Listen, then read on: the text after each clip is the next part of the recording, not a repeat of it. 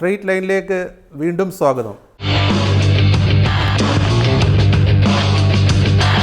ഇപ്പോൾ മയ്യയുടെ കഥ പറയുന്ന മയ്യഴിപ്പുഴ തീരങ്ങൾ, ഡൽഹിയുടെ കഥ പറയുന്ന ഡൽഹി ഗാഥകൾ, ഇത് രണ്ടുമാണ് എൻ്റെ ഒരുപക്ഷെ മികച്ചതെന്ന് പറഞ്ഞാൽ എൻ്റെ ഹൃദയത്തോട് ചേർന്ന് നിൽക്കുന്ന രണ്ട് രചനകൾ. കാലങ്ങൾ മറികടന്നും കഥാപാത്രങ്ങളായി ജീവിക്കുന്നു എന്നുള്ളതാണ് ഈ നോവലിൻ്റെ ഏറ്റവും വലിയ സവിശേഷത. കഥാപാത്രങ്ങൾക്ക് വയസ്സാകുന്നില്ല, ഇല്ല, നോവലിസ്റ്റിനാണ് വയസ്സാകുന്നത്. ഇത് കുട്ടിക്കാലം മുതലേ എഴുതണം എന്നുള്ള ഒരു ആഗ്രഹം ഉണ്ടായിരുന്നു. മാത്രമല്ല ഞാൻ അറിയാതെ തന്നെ മനസ്സ് കഥകളും നോവലുകളും എഴുതിക്കൊണ്ട്.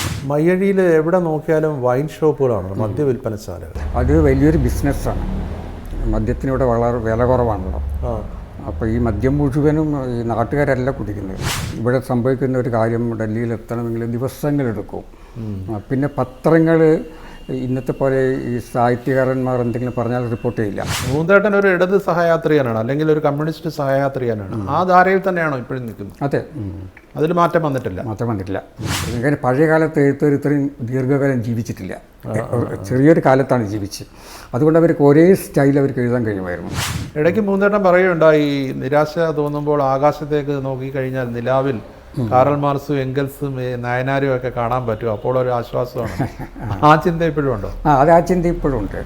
അല്ല, കമ്മ്യൂണിസം എന്നുള്ളത് പിന്നെ അത് ക്ഷീണിച്ചിട്ടുണ്ട്, പക്ഷേ അതവിടെ ഉണ്ട് കേട്ടോ. അത് മതി, അതില്ലാതായി പോകരുത്. ഈ നോബൽ സമ്മാനം എന്നൊക്കെ പറഞ്ഞാൽ നമുക്ക് ഇങ്ങോട്ട് നമ്മളെ വിളിച്ചിട്ട് ഇങ്ങോട്ട് തരില്ല. ഇതുവരെയുള്ള വെച്ചാൽ പ്രകടമായിട്ടുള്ള പിന്നെ രാഷ്ട്രീയമായിരുന്നു കഥകളിൽ, നോവൽ.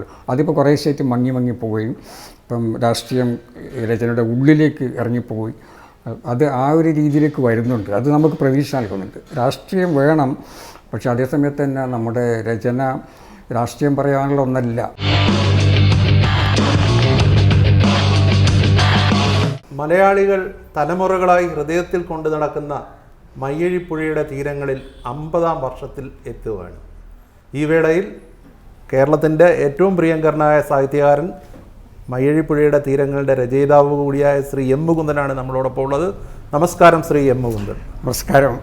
ബോൺഷുവർ. ഫ്രഞ്ചറിയാം.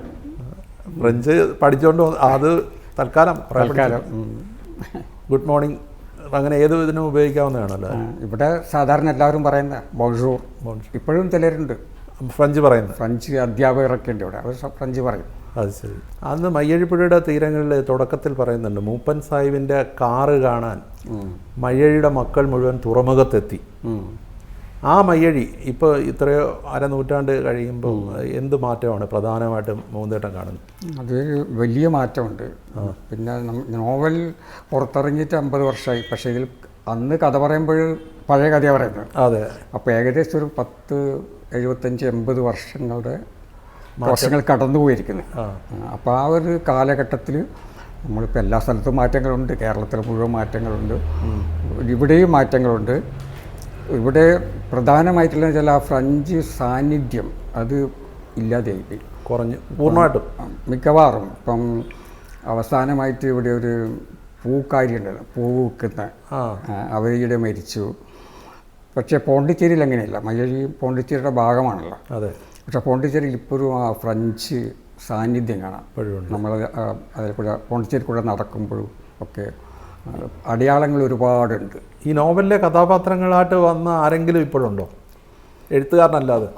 അതിൽ ഒരാൾ പിന്നെ ഇത് നമ്മുടെ വിളക്ക് കത്തിക്കുന്ന ഒരു കുഞ്ചക്കൻ എന്ന് പറഞ്ഞൊരു കഥാപാത്രമുണ്ട്. അയാൾ പിന്നെ ഈ ഒരു ഏണി ചുമലിൽ വെച്ച് ഒരു മണ്ണെണ്ണ പാട്ടയായിട്ട് പോന്നിട്ട് ഈ വഴിവിളക്കുകളിലൊക്കെ മണ്ണെണ്ണ ഒഴിച്ച് കത്തിക്കുന്ന അയാളാണ് പിന്നെ അടുത്ത കാലം മരിച്ചത്. അതോടുകൂടി നോവലിലുള്ള എല്ലാ കഥാപാത്രങ്ങളും ഇല്ലാതെയായി. പക്ഷെ അവർ ഈ കാലങ്ങൾ മറികടന്നും കഥാപാത്രങ്ങളായി ജീവിക്കുന്നു എന്നുള്ളതാണ് ഈ നോവലിൻ്റെ ഏറ്റവും വലിയ സവിശേഷത. കഥാപാത്രങ്ങൾക്ക് വയസ്സാകുന്നില്ല, ഇല്ല, നോവലിസ്റ്റിനാണ് വയസ്സാകുന്നത്. നോവലിസ്റ്റ് അല്ല, മയ്യഴിയുടെ മാറ്റങ്ങളെക്കുറിച്ച് ഇപ്പോൾ കഴിഞ്ഞ ദിവസം ഒരു രാഷ്ട്രീയ നേതാവ് വളരെ മോശപ്പെട്ട രീതിയിൽ ഇവിടുത്തെ സ്ത്രീകളെയൊക്കെ വേശ്യകളായിട്ട് ഉപമിക്കുകയും മറ്റുള്ള ആണുങ്ങൾ റൗഡികളാണെന്ന് പറയുകയും ചെയ്യുന്നു. മയ്യഴിയുടെ ഒരു പുത്രൻ എന്നുള്ള നിലയിൽ മൂന്തേട്ടൻ എന്ത് പറയുന്നു? അത് പിന്നെ വളരെ വേദനിപ്പിച്ചൊരു സംഭവമാണ്. എന്നെ മാത്രമല്ല, നാട്ടുകാരെ മുഴുവൻ. പലർക്കും വേദന മാത്രമല്ല, രോഷവും ഉണ്ടായി. അപ്പം അങ്ങനെ പറയാൻ പാടില്ലല്ലോ. ഒരിക്കലും നാട്ടിലെ മുഴുവൻ സ്ത്രീകളെയും ഇത് ഒന്നാമതായിട്ട് ഇതുപോലുള്ള വാക്ക് തന്നെ ആൾ ഉപയോഗിക്കാൻ പാടില്ല. അപ്പം അതിവിടെ വലിയൊരാളുകൾക്ക് ഒരു ഷോക്കായിരുന്നു. അപ്പം അദ്ദേഹം പറഞ്ഞ അതേ ദിവസം തന്നെ ഇവിടെ പിന്നെ ആളുകൾ തെരുവിലിറങ്ങി പ്രതിഷേധിച്ചു. അദ്ദേഹത്തിൻ്റെ കോലം കത്തിച്ചു, കോലം ചെരുപ്പ് കൊണ്ടടിച്ചു സ്ത്രീകൾ. അങ്ങനെ അത് പക്ഷെ അങ്ങനെ ഒരു അത് അല്പം സൂക്ഷിക്കേണ്ടായിരുന്നു സംസാരിക്കുമ്പോൾ. പിന്നെ അദ്ദേഹത്തിൻ്റെ സ്വഭാവം നമുക്കറിയാമല്ലോ. മയ്യഴിയിൽ എവിടെ നോക്കിയാലും വൈൻ ഷോപ്പുകളാണ്, മദ്യവിൽപ്പനശാലകൾ. അത് പിന്നെ ഈ വെള്ളക്കാർ ഇവിടെ ഉണ്ടായിരുന്ന കാലത്തേക്കാൾ കൂടുതൽ വൈൻ ഷോപ്സ് ഇപ്പോഴുണ്ട്. അന്ന് ഇത്രയൊന്നും ഉണ്ടായിരുന്നില്ല, വളരെ കുറച്ച് മാത്രമാണ്. ആളുകൾ കൂടുതൽ ലഹരിക്ക് അടിമകളാവുന്നതാണോ അതോ പുറത്തുനിന്ന് ഇപ്പം മായിലേക്ക് വരുന്നവരുടെ ഒരു ആകർഷണം ഇവിടുത്തെ വൈൻ ഷോപ്പുകളാണ്? അത് വലിയൊരു ബിസിനസ്സാണ്. മദ്യത്തിനിവിടെ വളരെ വില കുറവാണല്ലോ. അപ്പോൾ ഈ മദ്യം മുഴുവനും ഈ നാട്ടുകാരല്ല കുടിക്കുന്നത്. നാട്ടുകാർ വളരെ കുടിക്കുന്നവരുണ്ട്, എന്നാലും ഇത്രയും 56 പിന്നെ വൈൻ ഷോപ്പുകളും ബാറുകളൊക്കെ ഇവിടെ ഉണ്ട്. അത് മുഴുവനും പുറത്തുനിന്ന് വരുന്നവരാണ്. അതുപോലെ തന്നെ ഇത്രയും ഷോപ്സിൽ വിൽപ്പനയുണ്ടല്ലോ, ആ വിൽപ്പന വിൽക്കുന്ന മദ്യം മുഴുവനും എനിക്കൊന്ന് മിക്കവാറും ഒരു 95% 95% പുറത്തുനിന്ന് വരുന്നവർ വാങ്ങിക്കൊണ്ടുവന്നാണ്. പിന്നെ അത് സ്മഗിൾ ചെയ്യുന്നൊരു രീതി കൂടിയുണ്ട്. വില കുറവായതുണ്ട്, വളരെ വില കുറവായതുകൊണ്ട്. ഇപ്പം മുമ്പൊക്കെ ഞാൻ കേട്ടിട്ടുണ്ട് ഇവിടെ ജോലിക്കൊക്കെ വരുന്ന സ്ത്രീകളൊക്കെ ഉണ്ടല്ലോ, പുറത്തുനിന്ന് വരുന്ന റോഡ് പണിക്കൊക്കെ വരുന്ന സ്ത്രീകൾ, അത് വീട്ടുവേലക്കൊക്കെ വരുന്ന സ്ത്രീകൾ, അവരൊക്കെ തിരിച്ചു പോകുമ്പോൾ വൈകുന്നേരം പണി കഴിഞ്ഞ് തിരിച്ചു പോകുമ്പോൾ 1-2 കുപ്പി വാങ്ങി പോകുമെന്നുള്ളത് വലിയ വിലയുടെ വലിയ വ്യത്യാസമാണ്. പഴയ കാലത്തും ഇതുപോലെ വൈൻ ഷോപ്പുകൾ ഉണ്ടായിരുന്നു? വളരെ കുറച്ച് മാത്രം. പിന്നെ അന്ന് കൂടുതലും പിന്നെ പഴയ കാലത്തെ ആളുകൾ പിന്നെ കള്ളാണ് കുടിച്ചിരുന്നത് കേട്ടോ. ഇന്ന് അധികം മിക്കവാറും ഇല്ലാതെയായി. വീഞ്ഞൊഴുക്കിയിരുന്നു ഇവരുടെ ഫ്രഞ്ചുകാരുടെ മാത്രമേ ഉണ്ടായിരുന്നുള്ളൂ. അല്ല, അത് പൊതുവേ നമ്മൾ കേരളത്തിൽ വന്നിട്ടുള്ള മാറ്റമാണല്ലോ. മുമ്പ് ഈ പുരുഷന്മാരൊക്കെ ജോലി കഴിഞ്ഞാലും ഒക്കെ എന്നിട്ട് കള്ള് ഷാപ്പിൽ പോകുന്ന രീതിയുണ്ടല്ലോ. ഇപ്പോൾ കള്ള് ഷാപ്പിൽ പോകുന്നില്ല. കള്ള് ഷാപ്പ് ഇല്ലാതെയായി. അതിന് പകരം മദ്യശാലകൾ വന്നു. അന്ന് മറ്റേ ഫ്രഞ്ചുകാരുടെ കയ്യിൽ ഈ വീഞ്ഞ് പോലീസുകാരൊക്കെ അത് പിന്നെ ഓരോ പാർട്ടികളിലൊക്കെ വന്ന് കുടിച്ചിട്ട് സാഹിബിനെ കുറിച്ച് പ്രകീർത്തിച്ച് പോകുമെന്നൊക്കെ പറയുന്നുണ്ടല്ലോ. അത് പിന്നെ നമ്മൾ നോവലാണല്ലോ. ഇപ്പം നോവലാകുമ്പോൾ നമ്മൾ ഈ നോവലിൻ്റെ സംഭവങ്ങൾ അതേപോലെ നമ്മൾ പകർത്തുന്നില്ലല്ലോ. കഥയ്ക്ക് ആവശ്യമായിട്ടുള്ളൊരു അന്തരീക്ഷം സൃഷ്ടിക്കാൻ വേണ്ടിയിട്ട് എഴുതുന്നതാണ്. ഇപ്പം മൂന്നേട്ടൻ ജോലി തേടിയാണ് രാഘവേട്ടൻ്റെ അടുത്ത് പറഞ്ഞിട്ട് ഡൽഹിയിലേക്ക് പോകുന്നത്, ഫ്രഞ്ച് എംബസിയിലെ ജോലിയിലേക്ക് പ്രവേശിക്കുന്നത്. അന്നേരം ഉള്ളിൽ ആ ഒരു എഴുത്തുകാരനാകണമെന്നുള്ളൊരു മോഹം അടക്കി വെച്ചിട്ടുണ്ടായിരുന്നു. ശരിക്കും ഡൽഹിയാണോ എഴുത്തുകാരനാക്കിയത്? എഴുതിയത് പക്ഷേ മയ്യഴി അടക്കമുള്ള നാടൻ്റെ കഥയാണെങ്കിലും പിന്നീട് ഡൽഹി അടക്കം എഴുതിയെങ്കിലും ഒരു എഴുത്തുകാരനാക്കുന്നത് ഡൽഹിയാണോ? അത് പിന്നെ എനിക്ക് കുട്ടിക്കാലം മുതലേ എഴുതണം എന്നുള്ള ഒരു ആഗ്രഹം ഉണ്ടായിരുന്നു. മാത്രമല്ല ഞാൻ അറിയാതെ തന്നെ മനസ്സ് കഥകളും നോവലുകളും എഴുതിക്കൊണ്ടിരുന്നു. ബാല്യകാലത്ത് തന്നെ ഞാൻ അറിയാതെ തന്നെ മനസ്സിൻ്റെ ഉള്ളിൽ കഥകളും കഥാപാത്രങ്ങളും ഇങ്ങനെ ഉണ്ടായിക്കൊണ്ടിരുന്നു. സംഭാഷണങ്ങൾ, വാങ്മയ ചിത്രങ്ങൾ. പക്ഷെ ഒന്നും ഇവിടെ ഇരുന്ന് എഴുതിയിട്ടില്ല കേട്ടോ. അതുകൊണ്ട് ഞാൻ എപ്പോഴും പറയുന്നത് മാഹിയിൽ നമ്മൾ ജീവിക്കുന്ന കാലത്തോളം മയ്യഴി നമ്മളെ സർഗാത്മകമാക്കുന്നുണ്ട്, വളരെ ക്രിയേറ്റീവ് ആക്കുന്നുണ്ട്. പക്ഷേ എഴുതണമെങ്കിൽ ഡൽഹിയിൽ പോകണമെന്നുള്ള ഡൽഹിയിലെ ഒരു അന്തരീക്ഷം അതിന് വളരെ ഗുണകരമായിരുന്നു. കാരണം അവിടെ ഒരു വലിയൊരു മലയാളത്തിലെ വലിയ പ്രതിഭാധനന്മാരായ എഴുത്തുകാരുടെ ഒരു കൂട്ടം, അല്ലെങ്കിൽ സക്കറിയ ആണെങ്കിലും OV വിജയൻ, അല്ലെങ്കിൽ കാക്കനാടൻ, ആനന്ദ്, അതൊക്കെ അതിന് സഹായിച്ചിട്ടുണ്ടോ? അതുകൊണ്ട് തീർച്ചയായിട്ടും അല്ല. പിന്നെ അവിടെയാണ് ഡൽഹിയിൽ ഞങ്ങൾ സാധാരണ പറയാറുണ്ട്, എൻ്റെ കാര്യം മാത്രമല്ല, എഴുതണമെന്ന് ആർക്കെങ്കിലും ആഗ്രഹം ഉണ്ടെങ്കിൽ ഡൽഹിയിലേക്ക് വരൂ എന്ന് ഞങ്ങൾ പറയാറുണ്ടായിരുന്നു. കാരണം അത്രയധികം എഴുത്തുകാരുണ്ടായിരുന്നു അവിടെ, മലയാളി എഴുത്തുകാർ. ഇപ്പം നമ്മുടെ ആധുനിക സാഹിത്യം എന്ന് പറയുന്നത് മിക്കവാറും ഡൽഹിയിൽ നിന്നുള്ള സംഭാവനയാണത്. MP നാരായണപിള്ള എല്ലാം വിജയനും കാക്കനാടനും നമ്മുടെ VK അങ്ങനെ ഒരുപാട് പേരുണ്ടായിരുന്നു. ഇവരിൽ ഓരോരുത്തരെ കുറിച്ച് ചോദിച്ചാൽ ഇപ്പം കാക്കനാടൻ എന്താണ് മൂന്തേട്ടന് കാക്കനാടൻ? കാക്കനാടൻ വളരെ സ്നേഹമുള്ള ഒരാളായിരുന്നു.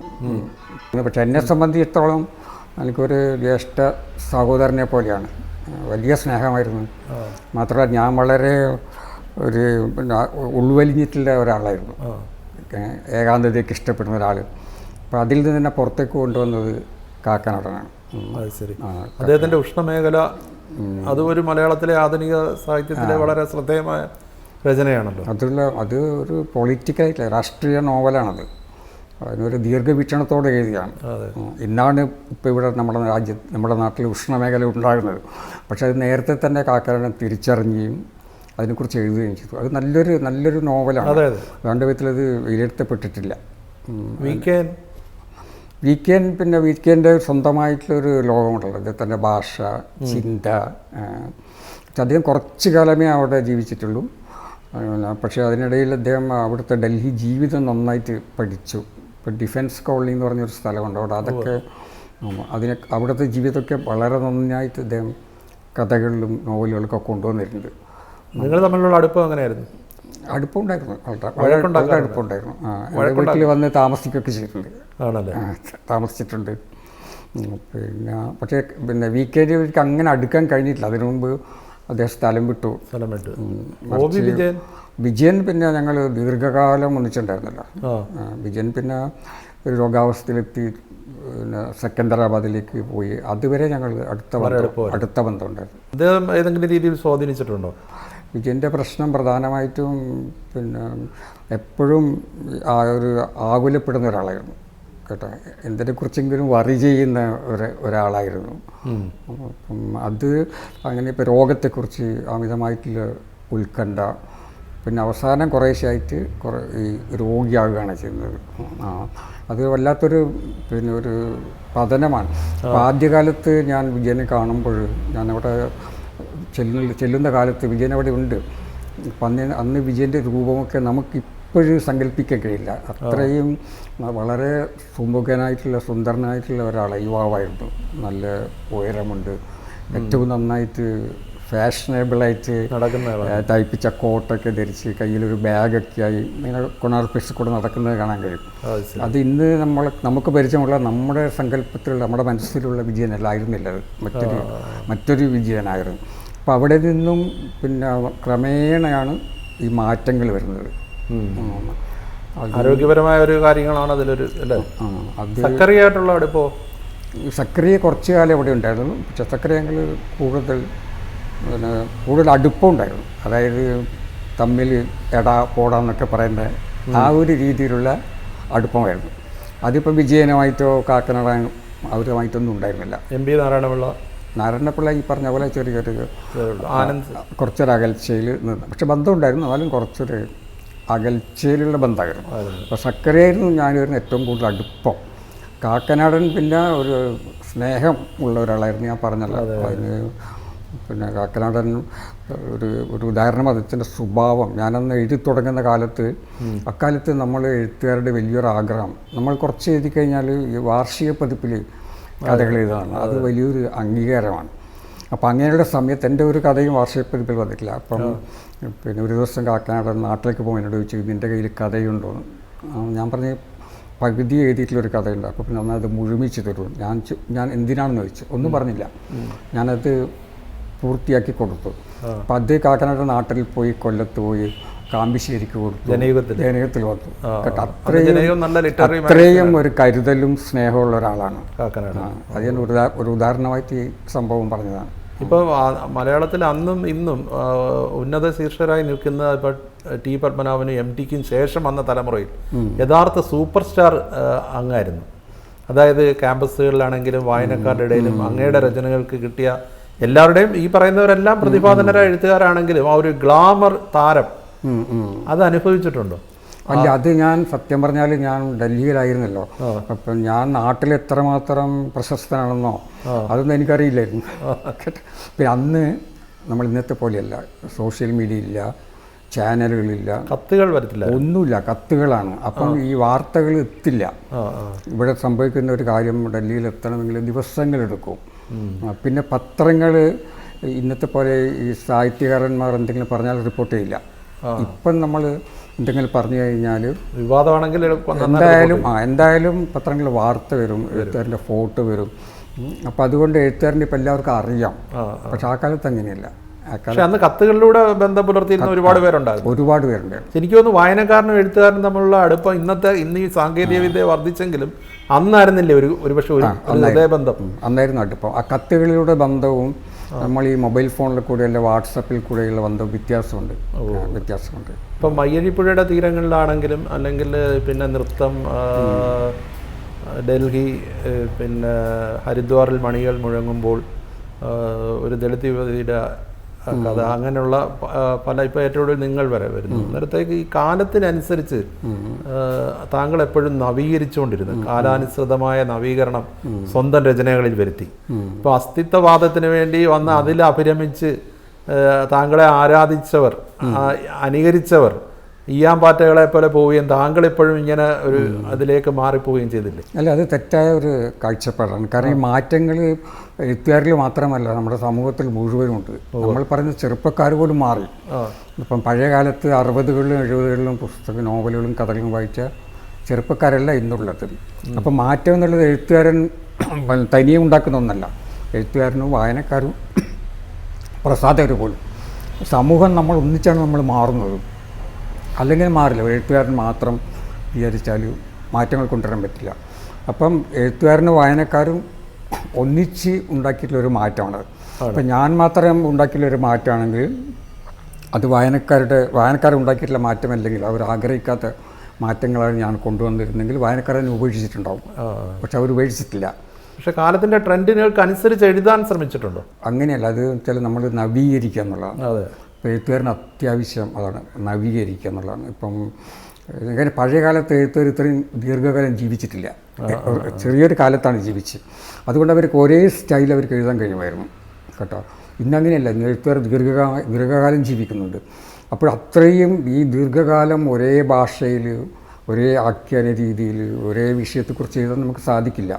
അപ്പോൾ ഈ കാലം ഇങ്ങനെ എഴുത്തുകാരൻ ജീവിക്കുന്ന എഴുത്തുകാരൻ എഴുതുന്ന കാലം വലുതാകുമ്പോൾ അനിവാര്യമായിട്ടും മാറ്റങ്ങൾ കൊണ്ടുവരും. അതിനാണ് നമ്മൾ നവീകരണം എന്ന് പറയുന്നത്. അപ്പോൾ ഈ നവീകരണം വരുമ്പോഴാണ് പുതിയ പുതിയ രീതിയിലുള്ള രചനകൾ ഉണ്ടാകുന്നത്. ആ നവീകരണത്തിലും എന്നും മുന്നിൽ നിന്നു. ആ നവീകരണം എന്ന് പറഞ്ഞാൽ അത് ശ്രമിക്കണം.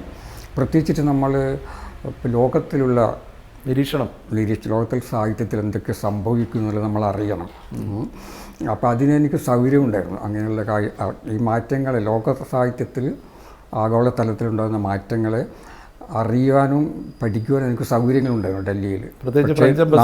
നാട്ടിലുള്ള ഒരു എഴുത്തുകാരന് 70 80കളിലൊക്കെ അത്ര സൗകര്യങ്ങളുണ്ടായിരുന്നില്ല.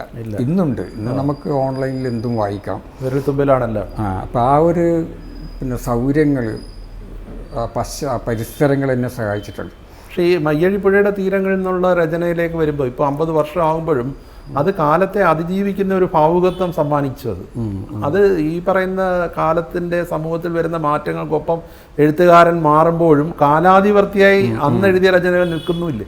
അങ്ങനെയുണ്ട്. അതായത് ഈ നമ്മളിപ്പോൾ പറയുന്ന എഴുത്തുകാരൻ മാറിക്കൊണ്ടിരിക്കണം എന്ന് പറഞ്ഞല്ലോ, പുതിയ ഭാഷ വേണം. പക്ഷെ അതിനപ്പുറത്ത് മറ്റൊന്നുണ്ട്. അതിനാണ് ഈ നമ്മൾ ക്ലാസിക് നോവലുകൾ എന്നൊക്കെ പറയുന്നത്. അതാണ്. അത് ഈ കാലം മാറുന്നതൊന്നും അതിനെ ബാധിക്കില്ല. അതല്ല നമ്മളിപ്പോഴും പിന്നെ ദസ്തേവ്സ്കിയൊക്കെ വായിക്കുന്ന, അല്ലെങ്കിൽ ടോൾസ്റ്റോയിനെ വായിക്കുന്നത്, അവർ കാലാതീതമാണ്. എഴുത്തുകാരന് അങ്ങനെ എഴുതാൻ സാധിക്കണം. അത് അത്ര എളുപ്പമല്ല. പക്ഷേ എനിക്കൊന്ന് മയ്യഴിപ്പുഴ തീരങ്ങൾ അങ്ങനെ സംഭവിച്ചതാണ്. അത് കുറച്ച് കാലാതീതമായി കേട്ടോ. 50 വർഷമായിട്ടും അത് പഴയതായിട്ടില്ല. 70ാം പതിപ്പ് കഴിഞ്ഞു പോകും. 70 പുതിയ തലമുറ അതും കഴിഞ്ഞു. 70 പതിപ്പും കഴിഞ്ഞു. എനിക്കൊന്ന് ഒരു 80 പതിപ്പൊക്കെ കഴിഞ്ഞു. അത് അന്നേരം പുതിയ തലമുറയെ അത് ഏറ്റെടുക്കുകയാണ്. അത് നിരന്തരം ആളുകൾ വായിക്കുന്നുണ്ട്. അപ്പോൾ അതാണ് 2 രീതിയിലാണ് നമ്മൾ എഴുതുന്നത്. ഒന്ന് നമ്മൾ കാലത്തിനനുസരിച്ച് മാറി പുതിയ പുതിയ ഭാഷ, ആഖ്യാന ശൈലി കൊണ്ട്. ഒന്ന് ഈ കാലത്തിനൊക്കെ അപ്പുറം നിന്നുകൊണ്ട് എല്ലാ കാലത്തും എല്ലാവർക്കും വായിക്കാവുന്ന തരത്തിലുള്ള രചനകൾ. അത് എളുപ്പമല്ല. അത് വളരെ ബുദ്ധിമുട്ടുള്ളൊരു കാര്യമാണ്.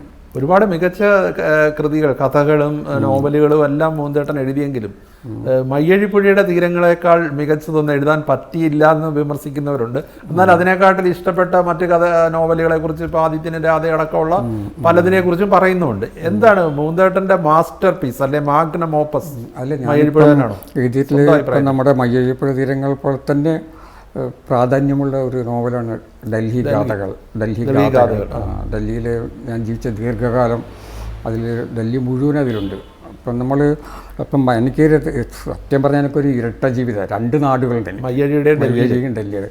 അപ്പം മയ്യഴിയുടെ കഥ പറയുന്ന മയ്യഴിപ്പുഴ തീരങ്ങൾ, ഡൽഹിയുടെ കഥ പറയുന്ന ഡൽഹി ഗാഥകൾ. ഇത് രണ്ടുമാണ് എൻ്റെ ഒരുപക്ഷെ മികച്ച മികച്ചത് പറഞ്ഞാൽ എൻ്റെ ഹൃദയത്തോട് ചേർന്ന് നിൽക്കുന്ന 2 രചനകൾ. 2 രചന. മറ്റ് രചനകളെ തള്ളിപ്പറയല്ല, പക്ഷേ ഇത് കൂടുതലും എനിക്ക് ഞാൻ എന്നെ തന്നെ കാണുന്നു ഈ രണ്ട് നോവലുകളിൽ. എൻ്റെ അനുഭവങ്ങൾ, ആത്മകഥാംശം കൂടുതലുണ്ട്. ഡൽഹിയെ കുറിച്ച് പറഞ്ഞ ഡൽഹിയുടെ മാറ്റങ്ങൾ ഇപ്പം ഡൽഹി 1981 എന്നുള്ള കഥ എടുത്താൽ പോലും ഡൽഹിയുടെ മുഖം മാറുന്നത്, അത് വളരെ ഒരു ക്രൗര്യം നിറഞ്ഞതായി മാറുന്നതൊക്കെ അതിലൂടെ വായിക്കാം. ഡൽഹി ഇപ്പം ഞാൻ നേരത്തെ ആദ്യം ചോദിച്ച മയ്യഴി മാറിയെന്ന് പറഞ്ഞ പോലെ ഡൽഹി വളരെയധികം മാറുന്നില്ല. ഡൽഹി ഇപ്പം മനുഷ്യനെ ഭീതിപ്പെടുത്തുന്നുണ്ട്. അല്ല, ഡൽഹി ഞാൻ പോയ കാലത്ത് 60കളിലൊക്കെ ഒരു നാട്ടുംപുറമാണ്, ഒരു ഗ്രാമം പോലെയാണ്. അത്ര ഡൽഹി ഇന്നത്തെ പോലെയല്ല. ഇന്നത്തെ ഇരമ്പലൊന്നുമില്ല. വളരെ ശാന്തമായിട്ടുള്ളൊരു പ്രദേശം. പിന്നെ റോഡുകളിലേക്ക് നിറയെ മരങ്ങൾ. പിന്നെ ഈ ഡൽഹി എന്നുള്ള നഗരത്തിൻ്റെ ഉള്ളിൽ തന്നെ ഗ്രാമങ്ങളുണ്ട്. ഈ കോട്ട്ല, മുബാരക്പൂർ എന്നെല്ലാം പറഞ്ഞ് ഇങ്ങനെയുള്ള ഡിഫൻസ് കോളേജിൻ്റെ അടുത്തുള്ള അങ്ങനെയുള്ള ഗ്രാമങ്ങൾ ഈ നഗരത്തിൻ്റെ ഉള്ളിലുണ്ട്. അതുകൊണ്ട് പിന്നെ ആ ഒരു ഗ്രാമത്തിൻ്റെ സ്വഭാവം ഉണ്ടായിരുന്നു. ഒരു നമുക്ക് ഏറ്റവും പ്രധാനം സുരക്ഷിതത്വമായിരുന്നു. രാത്രി പോലും എനിക്ക് ഓർമ്മയുണ്ട്, അർദ്ധരാത്രിയൊക്കെ ഞങ്ങൾ പിന്നെ റേസ് കോഴ്സ് എന്ന് പറഞ്ഞ ഒരു സിനിമയുണ്ട് അവിടെ, ഈ നമ്മൾ ഈ ഡിഫൻസ് ജീവനക്കാരുടെ അവിടെ പോയിട്ട് മലയാള സിനിമ കണ്ട് അർദ്ധരാത്രി തിരിച്ച് നടന്നു വരുമായിരുന്നു സ്ത്രീകളും കുട്ടികളൊക്കെ രാത്രി 1 മണിക്കൊക്കെ. ഇന്ന് നമുക്കത് അങ്ങനെ ചിന്തിക്കാൻ പോലും കഴിയില്ല. അവിടെ ഡൽഹി 8 മണിയിൽ തന്നെ കുഞ്ഞും ആയിട്ട് വരുന്ന ഭർത്താവിനൊക്കെ വരുന്ന സ്ത്രീ ആക്രമിക്കപ്പെടുന്നു, നോക്കി നിൽക്കുന്നു. ആ ആ രീതിയിലേക്ക് അത് ക്രമേണ മാറുകയാണ്. പക്ഷെ എനിക്ക് തോന്നുന്നത് ഡൽഹിയുടെ ഉള്ളിൽ ഹിംസയുണ്ട്. അത് പിന്നെ അത് ചരിത്രപരമായിട്ടുള്ള ഒരു കാര്യമാണ്. ഒരുപാട് യുദ്ധങ്ങളൊക്കെ കണ്ടിട്ടുള്ള ഒരു നഗരമാണത്. പിന്നെ ഇതുപോലും ഉണ്ടല്ല, കുരുക്ഷേത്ര പോലും ഡൽഹിയിൽ നിന്ന് അടുത്താണല്ലോ, ദൂരെയൊന്നുമല്ല. പക്ഷെ അതിൽ കൂടുതൽ ഹിംസ ഈ നഗരം സ്വാംശീകരിച്ചത് ഈ വിഭജന കാലത്താണ്. പിന്നെ 2 സമുദായങ്ങൾ തമ്മിൽ 10,000-കണക്കിന് ആളുകൾ, ചിലർ പറഞ്ഞ ലക്ഷക്കണക്കിന് ആളുകൾ മരിച്ചിട്ടുണ്ടെന്ന് പറഞ്ഞു. അങ്ങനെയാണ് ഈ ഡൽഹി ഹിംസയെ കണ്ട് ശീലിക്കുന്നത്. പിന്നീടും ഇന്ദിരാഗാന്ധിയുടെ മരണകാലത്ത് അത് അത് ഉള്ളിലുള്ളത് കൊണ്ട്, ഈ ഒരു ഹിംസ ഉള്ളിലുള്ളത് കൊണ്ട് ചെറിയൊരു സംഭവം മതി, അത് ട്രിഗർ ചെയ്യും, ഇവരുടെ ഹിംസ പുറത്തേക്ക് വരികയും ചെയ്യും. ആ ഒരു മുഖമാണ് ഇപ്പം ഡൽഹി. അതാണ് ഇപ്പോഴും നമ്മൾ കാണുന്നത്. ഇപ്പം ജീവിത രീതികളൊക്കെ മാറി. പണ്ട് നെഹ്റു ഒക്കെ ജീവിച്ചിരുന്ന ഡൽഹി ഇല്ലെന്ന് അതൊന്നുമില്ല. അതൊക്കെ മലയാളികൾ ഇന്ന് കേരളത്തിലിരുന്ന് ഡൽഹിയിലേക്ക് നോക്കുമ്പോൾ അവരൊക്കെ അവിടെ ഉണ്ടെന്നുള്ള ഒരു തോന്നലാണ് അല്ലേ? പക്ഷെ അതും നെഹ്റുവൊക്കെ അന്ന് പിന്നെ പ്രധാനമന്ത്രിയായിരിക്കുന്ന കാലത്ത് സാധാരണ അംബാസഡറിൽ കയറിയിട്ടുണ്ടല്ലോ. പിന്നെ അവിടെ റോഡിൽ കൂടെ ശങ്കറിൻ്റെ വീട്ടിലേക്ക് പോയിരുന്നു. നമ്മളൊക്കെ പോകുന്നില്ലേ? അതുപോലെ ഒരു പ്രധാനമന്ത്രി ഒരു സാധാരണ കാറിൽ കയറി അവിടെ പിന്നെ സുഹൃത്തിൻ്റെ വീട്ടിലേക്ക് പോയിരുന്നു. അങ്ങനെ ഒരു കാലമാണ്. അങ്ങനെ സൗഹൃദത്തിൻ്റെയും ഒരു കാൽപ്പനികതയുടെയൊക്കെ ഉള്ളിൽ പേറിയ ഒരു പ്രധാനമന്ത്രി ആയിരുന്നു. പിന്നെ ഇന്നത്തെ പോലെ പിന്നെ അപകടകരമായതല്ല അത്. ഇന്ന് നമുക്ക് ആർക്കും ഡൽഹിയിൽ സുരക്ഷിത ബോധത്തോട് ജീവിക്കാൻ കഴിയും. ഇപ്പം പിന്നെ ഈ പെൺമക്കളുള്ള അച്ഛനമ്മമാർക്കൊക്കെ എപ്പോഴും ആദ്യമാണ് ഈ പെൺമക്കൾ പുറത്തു പോയാൽ തിരിച്ചു വരാൻ എന്താ സംഭവിക്കാന്നില്ല. ഇപ്പം പിന്നെ കുറച്ചുകൂടി ഒരു ആശ്വാസം ഈ മൊബൈൽ ഫോണുള്ളതുകൊണ്ടാണ്, നമുക്ക് ബന്ധപ്പെടാൻ പറ്റും. ഒരു കാലത്ത് അതും ഉണ്ടായിരുന്നില്ല. മൂന്തേട്ടനോട് ചോദ്യങ്ങൾ ചോദിക്കുമ്പോൾ എല്ലാവരും പലതവണ ആവർത്തിക്കുന്നതാണ് ഈ അസ്തിത്വവാദത്തിലൂന്നി തലമുറയ്ക്ക് മോഹഭംഗം പകർന്ന് അവരെ നിരാശയുടെ പടുകുഴിയിലാക്കി ലഹരിയിലേക്ക് തെളിവിട്ടില്ലേ. പക്ഷെ അങ്ങനെ പടുകുഴിയിലേക്ക് വീഴാൻ വേണ്ടി അവരെല്ലാം ഇത് വായിച്ചില്ലേ? അല്ല, അതിന് ഞാൻ ഒരുപാട് പ്രാവശ്യം മറുപടി പറഞ്ഞതാണ്. കാരണം ഞാൻ ഉണ്ടാക്കിയെടുത്തല്ല അത്. അന്ന് കാലമായിരുന്നു. ഡൽഹി അങ്ങനെയായിരുന്നു. ഡൽഹിയിലെ ജീവിതം ഒരുപാട് നമ്മുടെ നാട്ടിലെങ്ങനെയായിരുന്നു. അത് എൻ്റെയൊക്കെ തലമുറയ്ക്ക് അത് ഓർക്കാൻ കഴിയും. അപ്പോൾ ആ കാലത്ത് നമ്മുടെ നാട്ടിലെ ഏറ്റവും വലിയൊരു പ്രശ്നം തൊഴിലില്ലായ്മയായിരുന്നു. കഷ്ടപ്പെട്ട് പഠിച്ച് പിന്നെ ആരുടെ കയ്യിലും പൈസയില്ലല്ലോ. അപ്പോൾ അച്ഛനമ്മമാരൊക്കെ കഷ്ടപ്പെട്ടാണ് മക്കളെ പഠിപ്പിക്കുന്നത്. പഠിച്ച് വന്നിട്ട് പിന്നെ ഒരു ജോലിയില്ലാതെ അലഞ്ഞി അടക്കുക, അങ്ങനെ നിരാശ. ആ നിരാശയുടെ ഫലമായിട്ട് മദ്യപിക്കുന്നു. അങ്ങനെയുള്ളൊരു കാലം ഡൽഹിയിലാണെങ്കിൽ എവിടെ നോക്കിക്കഴിഞ്ഞാലും അസ്വസ്ഥതകളായിരുന്നു. യുവതികളും പിന്നെ അപ്പോൾ അവരുടെ ഒരു നിരാശാബോധവും അതാണ് ഞാൻ എൻ്റെ കഥകൾ കാലത്തെ പകർത്തുകയായിരുന്നു നോവൽ. അതിനെ നമ്മൾ സാംശീകരിക്കുക, അവരുടെ ദുഃഖങ്ങളും ആശങ്കകളും. എന്നിട്ട് നമ്മളത് എഴുത്തുകാരൻ ചെയ്യുന്നതാണ്. മറ്റുള്ളവരുടെ വേദനകളും ആശങ്കകളൊക്കെ സാംശീകരിച്ചിട്ട് അതിനെ എഴുത്തുകാരൻ്റെ രീതിയിൽ ആവിഷ്കരിക്കാം. പക്ഷെ അന്ന് വായനക്കാരൻ പക്ഷേ ഈ എഴുത്തുകാരനും ഇതിനൊക്കെ പുറകെയാണ്, അല്ലെങ്കിൽ ലഹരിയിൽ ഉപയോഗിക്കുന്ന ആൾക്കാരാണെന്ന് തെറ്റിദ്ധരിച്ചിട്ടില്ലേ ഒരു പരിധി? ഇല്ല, അത് എന്താ പറയുക, വളരെ കുറച്ച് പേര് അങ്ങനെ കരുതിയിട്ടില്ല. വളരെ കുറച്ച് പേര്, ഭൂരിഭാഗം പേരും പിന്നെ ഈ നമ്മുടെ രചനകൾ ഇപ്പം കാക്കരണ്ടും എൻ്റെയും വിജയൻ്റെ ഒക്കെ അവരത് വായിച്ചു, അതൊരു മനസ്സിലാക്കി. അങ്ങനെ അതുകൊണ്ടാണല്ലോ ഒരുപാട് വായനക്കാരുണ്ടായത് ഞങ്ങൾക്ക്. ഇപ്പോൾ ലഹരി എന്നൊക്കെ പറയുന്നതുണ്ടല്ലോ, അത് വെറുതെ കുറച്ച് പേര് ഉണ്ടാക്കിയിട്ടുള്ള ഒരു സംഭവം. ഇപ്പോൾ ഒരു നോവലിൽ ഒരുപാട് കാര്യങ്ങളുണ്ട്, അതിലൊന്നാണ് ലഹരി. അത് മാത്രം എടുത്തിട്ട് ഹൈലൈറ്റ് ചെയ്യുന്നത്. അപ്പം അതിന് ബാലചന്ദ്രൻ ചുള്ളിക്കാട് നല്ലൊരു മറുപടി പറഞ്ഞിട്ട്, ബാലചന്ദ്രൻ ചുള്ളിക്കാട് പറഞ്ഞു, ഇപ്പം മുഖത്തിൽ ഒരുപാട് നല്ല കാര്യങ്ങൾ പറഞ്ഞിട്ടുണ്ട്, നിങ്ങളത് അനുകരിച്ചില്ല, നിങ്ങളതിനെപ്പറ്റി പറയുന്നില്ല കേട്ടോ. നിങ്ങൾ ഈ ഒരു കാര്യം മാത്രം അത് ഇന്ന് മാധ്യമപ്രവർത്തകർ ചെയ്യുന്നത് അതാണ്. ഇപ്പം ഞാനിപ്പം കുറേ കാര്യങ്ങൾ സംസാരിച്ചാൽ അവർക്ക് ആവശ്യമുള്ള ഒന്നെടുത്ത് കാണിക്കും. അതേപോലെയാണ് ഈ ലഹരി എന്നുള്ളത്. അതൊരു വളരെ വ്യാജമായിട്ടുള്ള ഒരു വ്യാഖ്യാനമാണ് നമ്മുടെ ആ കാലത്തെ രചനകൾ. ലഹരി ഞാൻ അതിനെ കണ്ടത് അത് അത്രയും ആൾക്കാരത് വായിച്ചില്ല. അതിൽ മനുഷ്യൻ്റെ പിന്നെ യുവത്വത്തിൻ്റെ വേദനകളും നിരാശകൾ അതിനെയൊക്കെ ഇങ്ങനെ നിസ്സാരവൽക്കരിക്കുക, എന്നിട്ട് അത് ലഹരിയാണ് പറയുക, കഞ്ചാവാണെന്ന് പറയുക, അത് ശരിയായൊരു രീതിയല്ല. അതിന് ഞാൻ മറുപടി കൊടുത്തിട്ട് ഞാനിപ്പോൾ എഴുതുന്ന എംബസിക്കാലം എന്നുള്ള പറഞ്ഞിട്ടുണ്ട്. അന്ന് ഈ അച്ഛൻ അന്ന് ഏട്ടനോട് രാഘവേട്ടനോട് പറഞ്ഞ ഒരു ഉത്കണ്ഠ, ഇവൻ സൈക്കിള് ചവിട്ടാൻ പഠിക്കുന്നു അല്ലെങ്കിൽ ബീഡി വലിക്കുന്നു, അങ്ങനെ ഒരു ഏതെങ്കിലും കാലഘട്ടത്തിൽ ലഹരിയിൽ മുങ്ങിയ കാലമുണ്ടോ? ഇല്ല, ഒരിക്കലും ഇല്ല. ലഹരിയെ പറ്റി എഴുതുന്ന ഒരാൾ ലഹരി ഉപയോഗിക്കണമെന്നില്ലല്ലോ. ഇപ്പം നമ്മൾ സാധാരണ പറയുന്ന ഒരു സൈനികൻ്റെ കഥ ഒരാൾ എഴുതുന്നു, അതിൻ്റെ അർത്ഥം എഴുതുന്ന ആൾ പട്ടാളത്തിൽ പോയി എന്നാണ്. ഇതെല്ലാം ഇങ്ങനെയുള്ള സമീപനം കേരളത്തിൽ മാത്രമേ ഉള്ളൂ.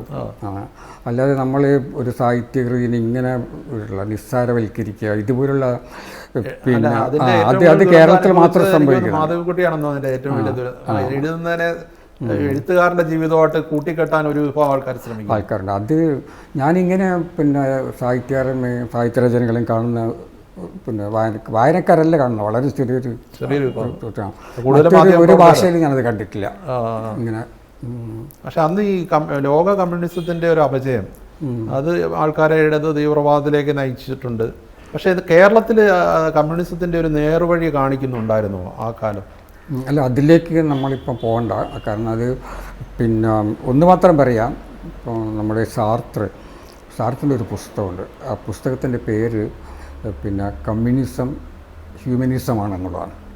അപ്പം അന്ന് ഞങ്ങളെയൊക്കെ സ്വാധീനിച്ചിട്ടുള്ള ഒരു ചിന്തകനും എഴുത്തുകാരനാണ് സാർത്ര. അപ്പം അദ്ദേഹമാണ് പറയുന്നത് കമ്മ്യൂണിസം ഹ്യൂമനിസമാണെന്നുള്ളത് കേട്ടോ. അത് മതി. അപ്പം പിന്നെ ഉള്ളതെന്ന് വെച്ചാൽ രാഷ്ട്രീയമായിട്ടുള്ള കാര്യങ്ങളാണ്. അത് നമുക്ക് പെട്ടെന്ന് പറഞ്ഞു തീർക്കാൻ പറ്റുന്ന ഒന്നല്ല. ഇപ്പോൾ സോവിയറ്റ് യൂണിയൻ്റെ പതനം, അല്ലെങ്കിൽ എന്തുകൊണ്ടാണ് സോവിയറ്റ് യൂണിയൻ്റെ പതനം ഉണ്ടായി എന്നൊക്കെ, അത് വേറൊരു വിഷയമാണ്. അത് നമുക്ക് പെട്ടെന്ന് പറഞ്ഞു തീർക്കാവുന്ന ഒന്നല്ല. നമ്മളിപ്പം സംസാരിക്കുന്ന വേളയിൽ രാജ്യം ഒരു തെരഞ്ഞെടുപ്പിനെ അഭിമുഖീകരിക്കുകയാണ്. മൂന്തേട്ടൻ ഒരു ഇടത് സഹയാത്രികനാണ്, അല്ലെങ്കിൽ ഒരു കമ്മ്യൂണിസ്റ്റ് സഹയാത്രികനാണ്. ആ ധാരയിൽ തന്നെയാണോ ഇപ്പോഴും നിൽക്കുന്നത്? അതെ, അതിൽ മാറ്റം വന്നിട്ടില്ല.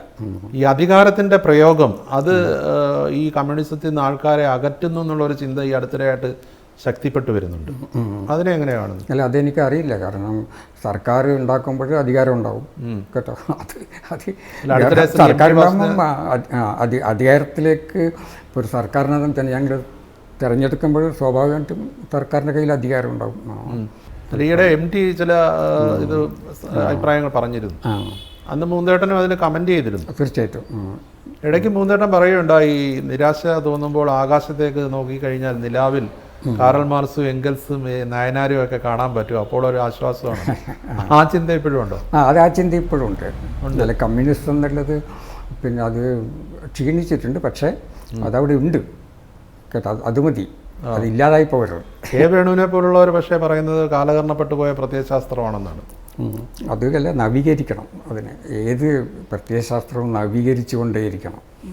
പഴയ കാലത്താണെങ്കിൽ ഈ സാഹിത്യകാരന്മാർ തമ്മിലുള്ള ചർച്ചകൾ, ഇപ്പം അത്യന്താധുനികവാദത്തെപ്പറ്റി PK ശിവദേവും മൂന്തേട്ടനും തമ്മിലുള്ള ആശയ സംവാദങ്ങൾ കേരളകൗമുദി തന്നെ വന്നിട്ടുണ്ട്. ആ രീതിയിൽ സാഹിത്യം ഇപ്പം ചർച്ച ചെയ്യപ്പെടുന്നുണ്ടോ ഈ കാലഘട്ടത്തിൽ? ഈ ചർച്ചകൾ ഇപ്പം വളരെ കുറവാണ്. പുസ്തക നിരൂപണങ്ങൾ പോലും വളരെ കുറവാണ്. പിന്നെ പഴയകാലത്ത് അങ്ങനെയല്ല. പഴയകാലത്ത് ഇപ്പോൾ ഞാനൊക്കെ എഴുതുമ്പോഴും എൻ്റെ ഒരു നോവൽ വരുമ്പോൾ അതേ സമയത്ത് തന്നെ അതിനെക്കുറിച്ചുള്ള വിമർശനം അല്ലെങ്കിൽ നിരൂപണം വരുമായിരുന്നു. KP അപ്പനും നരേന്ദ്ര പ്രസാദ്, രാജകൃഷ്ണൻ ഇവരൊക്കെ എഴുതുമായിരുന്നു. ഇപ്പോഴങ്ങനെയില്ല.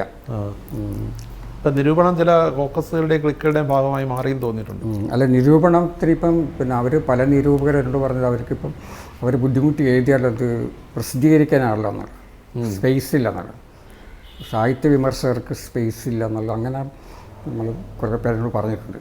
ഇപ്പോഴത്തെ പുതിയ തലമുറയിൽ നിന്ന് ശ്രദ്ധേയമായ രചനകൾ വരുന്നുണ്ടോ? കാരണം മൂന്തേട്ടൻ്റെയൊക്കെ കാലഘട്ടത്തിൽ അതിന് തൊട്ടു മുമ്പുള്ള തലമുറയുമായി ഒരു ഏറ്റുമുട്ടലും എല്ലാം വളരെ ഇതായിട്ടുള്ള ഉണ്ടായിരുന്നു. പക്ഷേ ഇന്ന് അങ്ങനെ ഒരു ഏറ്റുമുട്ടലുണ്ടോ? അത് സാഹിത്യത്തെ തന്നെ അവരിൽ നിന്ന് മോചിപ്പിച്ചവരാണ് നിങ്ങളെന്ന് വന്ന് പറയാറ്. അന്നത്തെ തലമുറ, ഇന്നത്തെ തലമുറ എങ്ങനെയാണ് കാണുന്നത്? അല്ല, ആദ്യത്തെ പിന്നെ ഞാനൊക്കെ എഴുതുന്ന കാലത്ത് പിന്നെ ഈ മുതിർന്ന തലമുറകളിൽ നിന്ന് എഴുത്തുകാരിൽ നിന്ന് എതിർപ്പുണ്ടായിട്ടുണ്ടായിരുന്നു വലിയ തോതിൽ. പിന്നെ പക്ഷെ ഇപ്പോഴതില്ല. ഇപ്പം പുതിയ ചെറുപ്പക്കാർ എഴുതുമ്പോഴും മുതിർന്ന തലമുറ അവരെ അനുഗ്രഹിക്കുകയാണ് ചെയ്യുന്നത്, നിങ്ങൾ എഴുതൂ എന്നുള്ളത്. ആ വഴികളിൽ നിന്ന് അവർ മാറി നടക്കുന്നില്ല. ഇല്ല, പഴയ കാലത്ത് അങ്ങനെയല്ല. പഴയ കാലത്ത് നമ്മൾ ആ സംഘർഷം അനുഭവിച്ചിട്ടുണ്ടായിരുന്നു ഈ രണ്ട് തലമുറകൾ തമ്മിലുള്ള. പക്ഷെ അതിൽ വ്യത്യസ്തമായി നിന്നിട്ടുള്ളത് MT ആണ്. MT പിന്നെ എപ്പോഴും ഞങ്ങളൊക്കെ പ്രോത്സാഹിപ്പിച്ചിട്ടേ ഉള്ളൂ, പുതിയ എഴുത്തുകാരെ പ്രോത്സാഹിപ്പിച്ചിട്ടേ ഉള്ളൂ. കണ്ണൂരിൽ തന്നെ ഉള്ള ഒരു എഴുത്തുകാരനാണല്ലോ മലയാളത്തിലെ തന്നെ ഏറ്റവും മികച്ച കഥാകൃത്തായി അറിയപ്പെടുന്ന ടി പത്മനാഭൻ. പത്മനാഭനുമായിട്ടുള്ള ഒരു അടുപ്പം എങ്ങനെയാണ്? അല്ല, അടുത്ത ബന്ധമാണ്, കുറേ കാലമായിട്ട് അറിയുന്നതാണ്. നമ്മൾ അയൽപ്പക്കക്കാരാണല്ലോ, കണ്ണൂരുകാരാണല്ലോ. ഈ ചെറുപ്പകാലത്ത് അങ്ങനെ ഒരു അടുപ്പം ഉണ്ടായിരുന്നു? ചെറുപ്പകാലത്ത് എന്ന് പറഞ്ഞാൽ ഇല്ല. കാരണം എൻ്റെ ഒരു പ്രശ്നം, ഞാൻ ഡൽഹിയിൽ ജീവിച്ചത് കൊണ്ട് ഈ നാട്ടിലെ എഴുത്തുകാരായിട്ട് അങ്ങനെ ബന്ധം ഉണ്ടായിരുന്നില്ല, അടുത്ത ബന്ധം ഉണ്ടായിരുന്നില്ല. ചിലരുമായിട്ട് മാത്രമേ ഉണ്ടായിരുന്നുള്ളൂ. കാരണം അതിനൊരു പ്രധാന കാരണം അവർ ഇടയ്ക്കൊക്കെ ഡൽഹിയിൽ വരും, ഞാനവരെ കാണും. ഇപ്പം ഞാനിവിടെ വരുമ്പം അവരെ പോയി കാണും. അങ്ങനെയാണ് MT ആയിട്ടൊക്കെയുള്ള ഒരു ബന്ധം. ശരി. ഈ മയ്യഴിപ്പുഴയുടെ തീരങ്ങൾക്ക് ശേഷം ദൈവത്തിൻ്റെ വികൃതികൾ വന്നു. മൂന്നാമതൊരു മയ്യഴിയെ കേന്ദ്രമാക്കി ഒരു രചനയെക്കുറിച്ച് ആലോചിക്കുന്നതായിട്ട് പണ്ട് കേട്ടിട്ടുണ്ട്. ഇല്ല, അതെന്നോട് പിന്നെ പലരും പറഞ്ഞ് ആവശ്യപ്പെട്ടതാണ്. അതിനൊരു മൂന്നാമത്തെ, അതായത് സമകാലീന മയ്യഴി. അപ്പം ഞാൻ പറഞ്ഞത് അത് പുതിയ എഴുത്തുകാർ ഇവിടുന്ന് മാഹിയിൽ നിന്ന് വരുന്നുണ്ട്, എഴുതി വരുന്നുണ്ട്, തെളിഞ്ഞ് പലരും വരുന്നുണ്ട്. അത് അവർക്ക് വിട്ടുകൊടുക്കുക. പിന്നെ അത് അവർ ജീവിക്കുന്ന ഒരു കാലമാണത്, പുതിയ മയ്യഴി. അപ്പോൾ അവരെഴുതട്ടെ, പുതിയ മയ്യഴിയെ കുറിച്ച് എഴുതാൻ അവരെഴുതട്ടെ എന്നുള്ളത്. മൂന്നാമതൊരു ഇത് ആ രീതിയിൽ എനിക്ക് തോന്നുന്നില്ല അതിൻ്റെ ആവശ്യമുണ്ട്. എല്ലാം ഞാൻ എഴുതേണ്ട ആവശ്യമില്ല. പിന്നെ അത് അവരെഴുതട്ടെ, പുതിയ തലമുറ.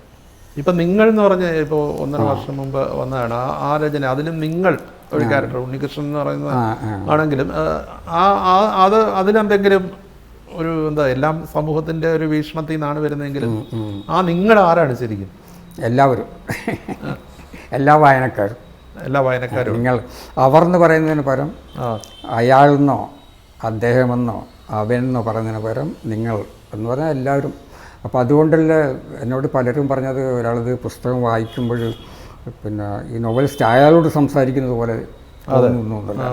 അത് ഞാനൊരു പുതിയൊരു രീതിയിൽ എഴുതി നോക്കിയതാണ്. ആദ്യം എനിക്ക് ഒരാശങ്കയുണ്ടായിരുന്നു അത്, പക്ഷെ അത് സ്വീകാര്യമായി.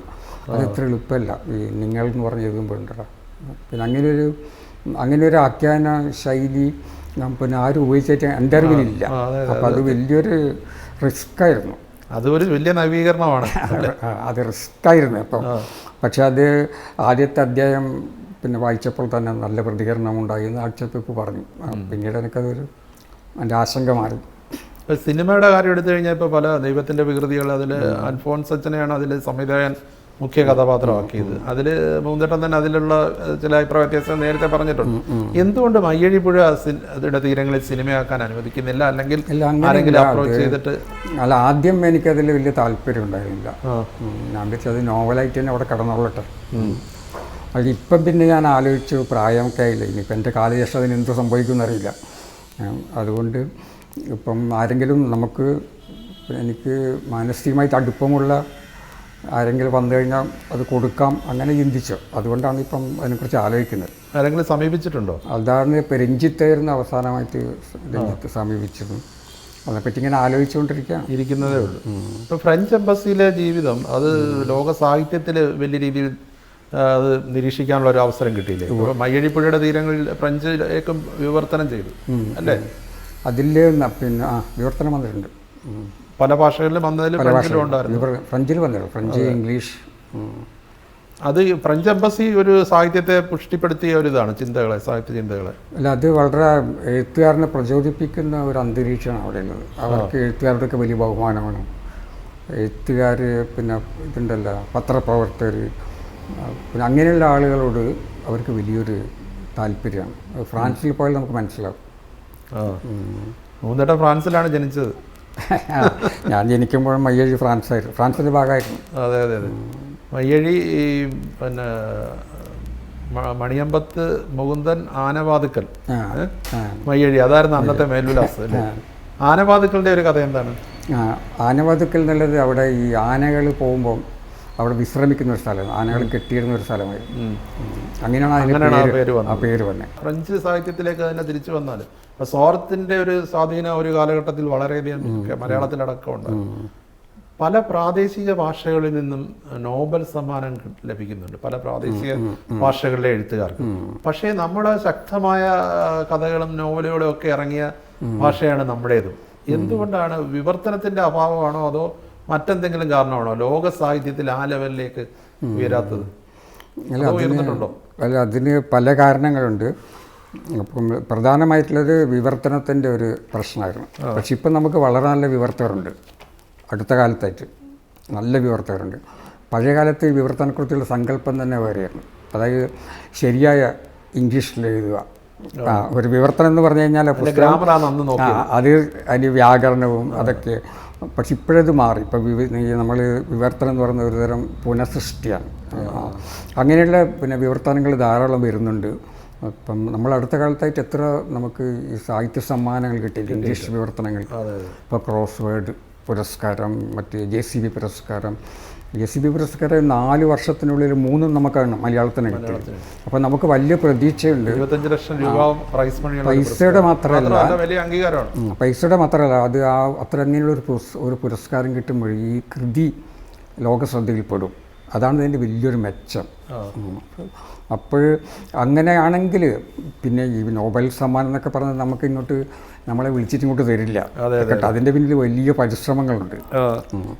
രാജ്യങ്ങൾ തന്നെ, പല രാജ്യങ്ങളും പിന്നെ അവരുടെ എഴുത്തുകാർക്ക് വേണ്ടിയിട്ട് പിന്നെ ക്യാമ്പയിൻ നടത്തും.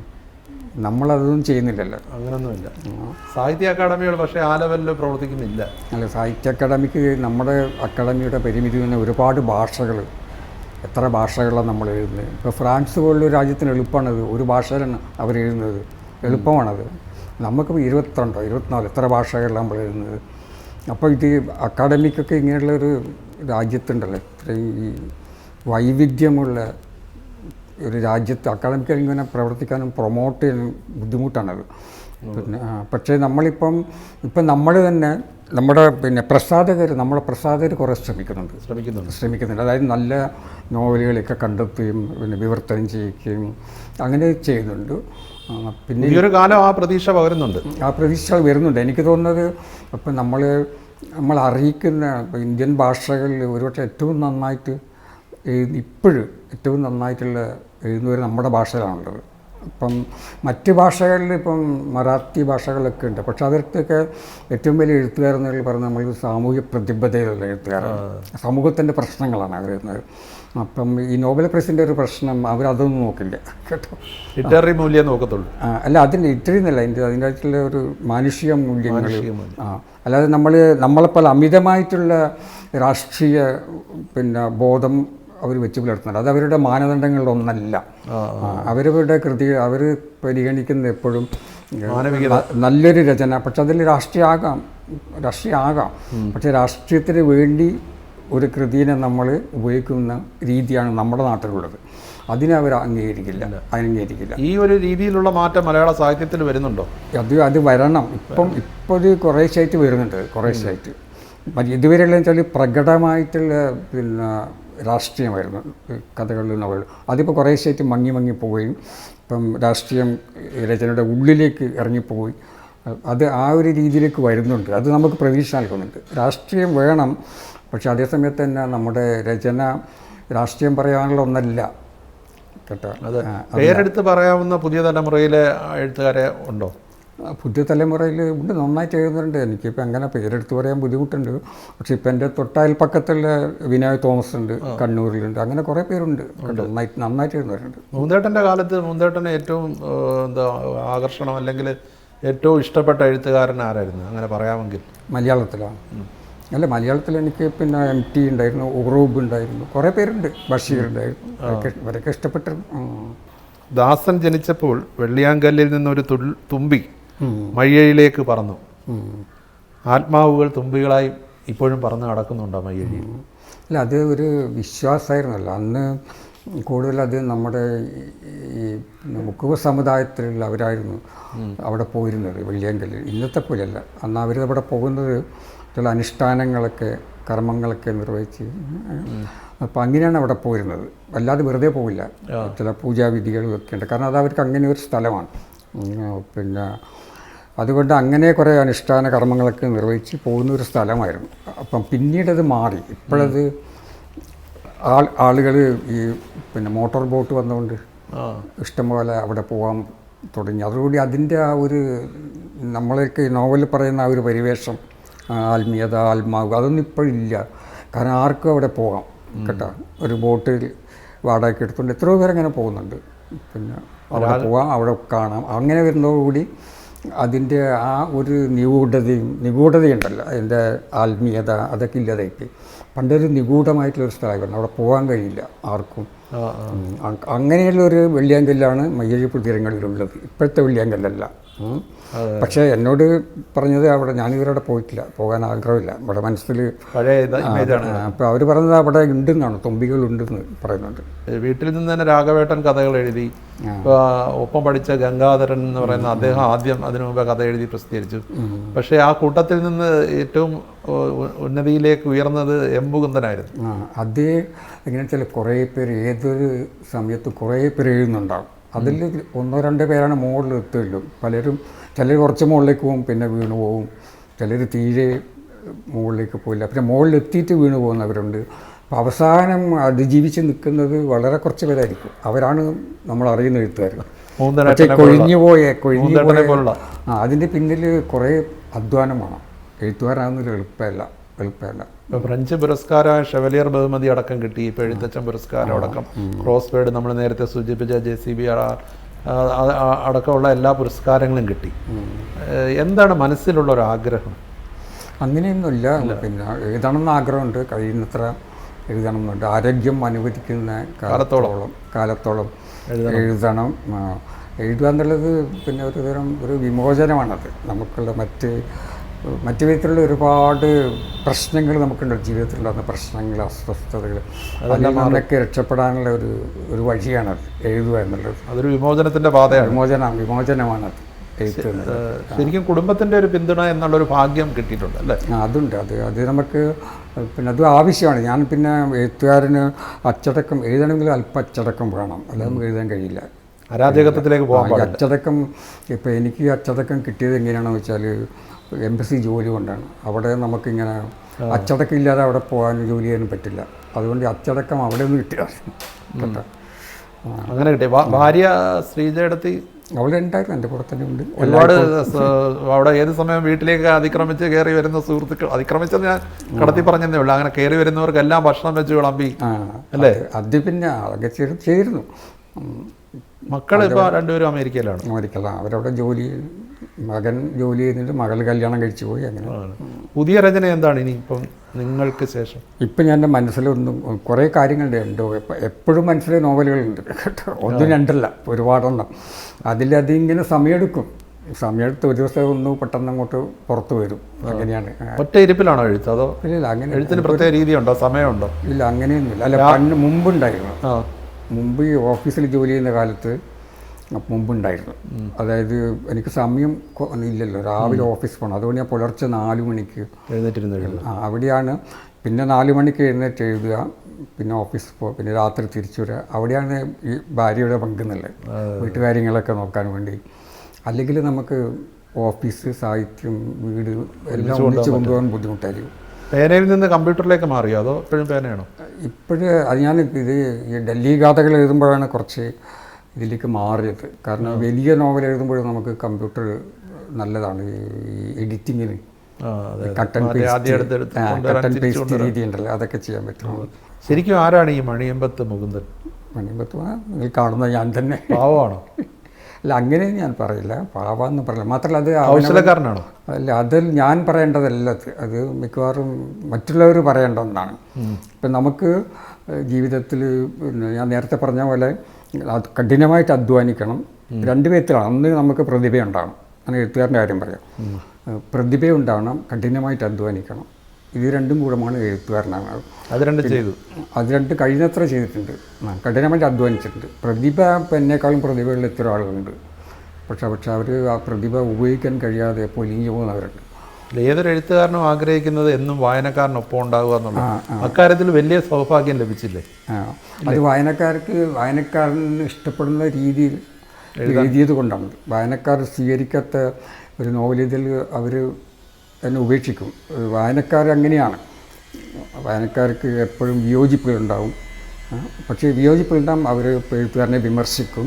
പക്ഷെ അതിനൊക്കെ പരിധിയുണ്ട്. പരിധി വിട്ട് എഴുത്തുകാരൻ പോയി കഴിഞ്ഞാൽ പിന്നെ അവർ എഴുത്തുകാരനെ ഉപേക്ഷിക്കും.